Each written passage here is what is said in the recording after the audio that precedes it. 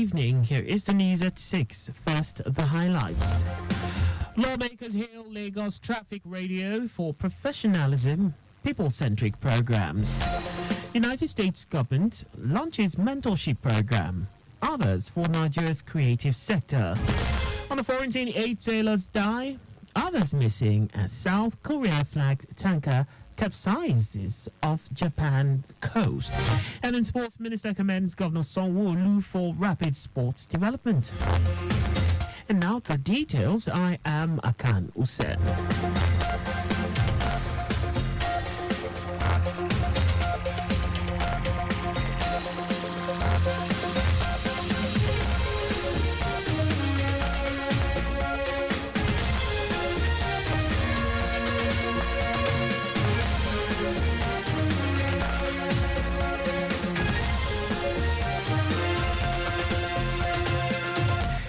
Lagos Traffic Radio 96.1 FM has been urged to sustain the tempo of its operations, which has been described as unique, professional, and people-centric, in line with the Themes Plus agenda of the Governor Babajide Sanwo-Olu administration.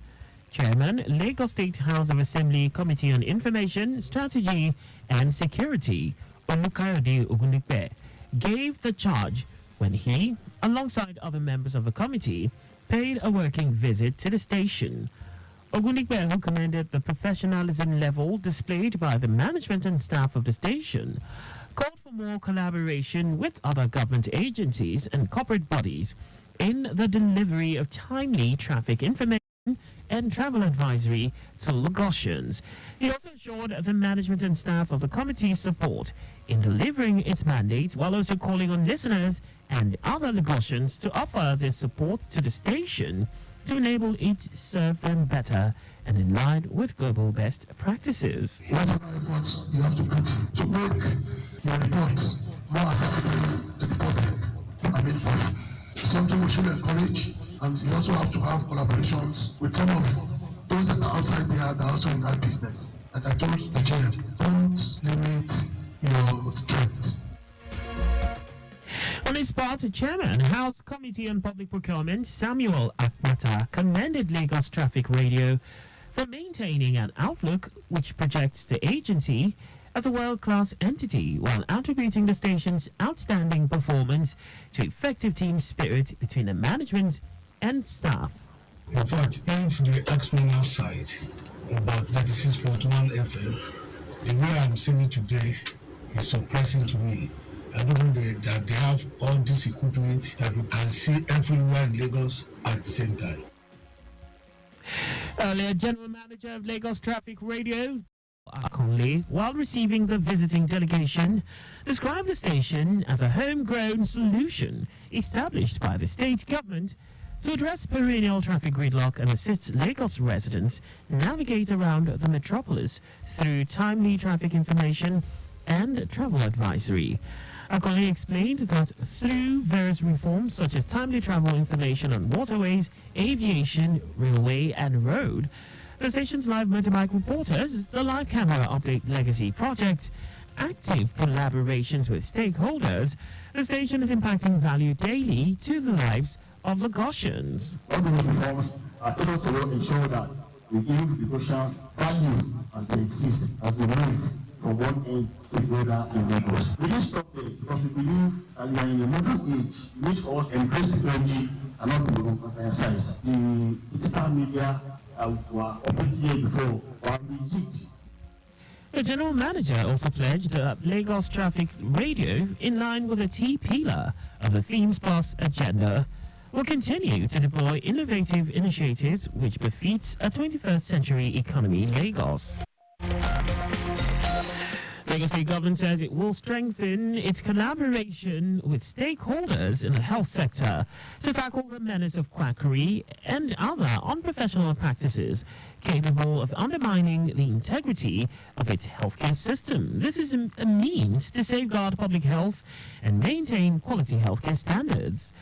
Special advisor to the governor on health, Kemi Oguyemi, stated this during a stakeholders engagement meeting organized by the Health Facility Monitoring and Accreditation Agency, HIFAMA, affirming that the scourge of quackery posed a grave threat to the health and well-being of citizens.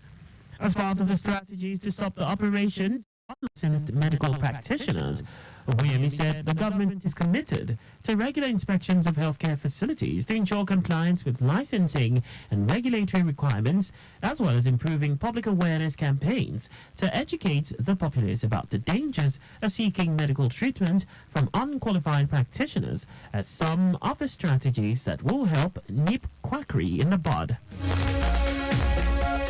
President Bola Tinubu has asked the House of Representatives to extend the period for the implementation of the capital component of the 2023 appropriation bill from March 31 to June 30, 2024.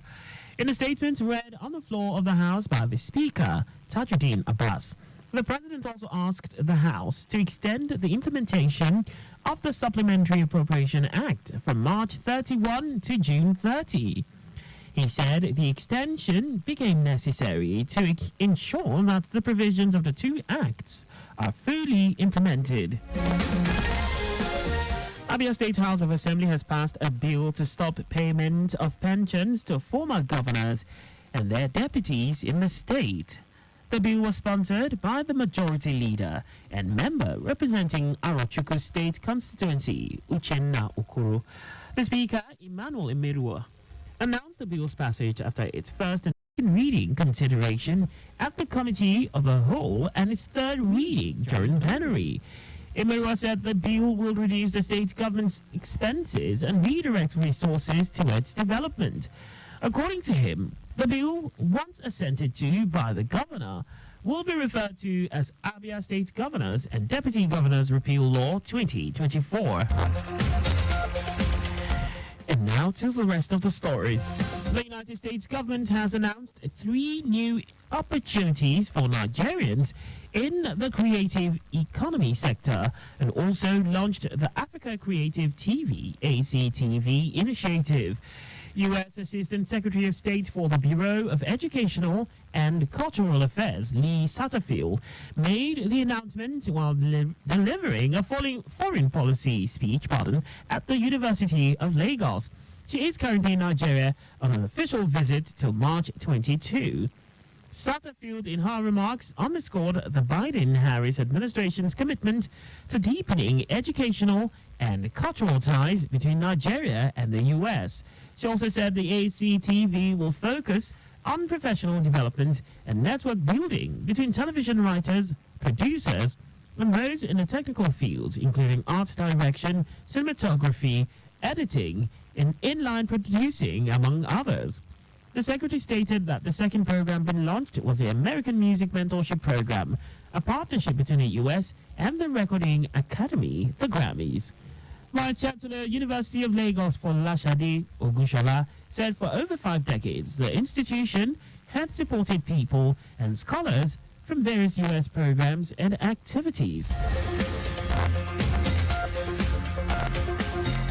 Ahead the Ondo State gubernatorial election, the chairman, Independent National Electoral Commission (INEC), Mahmood Yakubu, has urged civil society organizations (CSOs) to engage with political parties and observe their primaries. Yakubu stated this at the first quarterly consultative meeting with CSOs in Abuja. According to him, 16 political parties in Ondo State have indicated interest in participating in the election, and the primaries will commence in the next 2 weeks. For the Edo poll, Yakubu said only 8 parties have uploaded the particulars of their candidates to the INEC portal, with only 4 days left to the deadline. A federal high court in Abuja has dismissed a suit filed by an elder of the Seventh-day Adventist Church, Ugochukwu Uchenwa, seeking to stop the conduct of elections and examinations on Saturdays.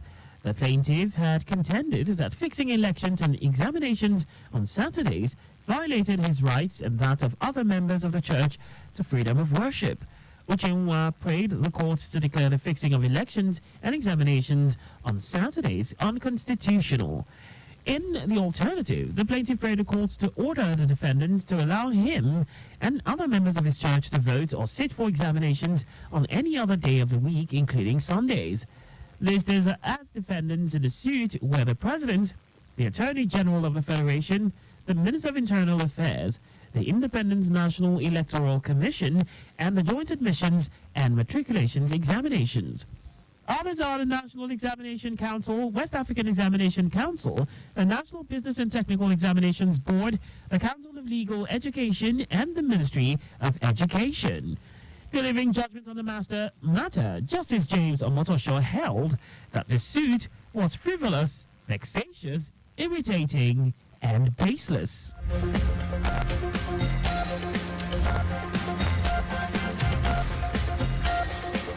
Now to foreign news.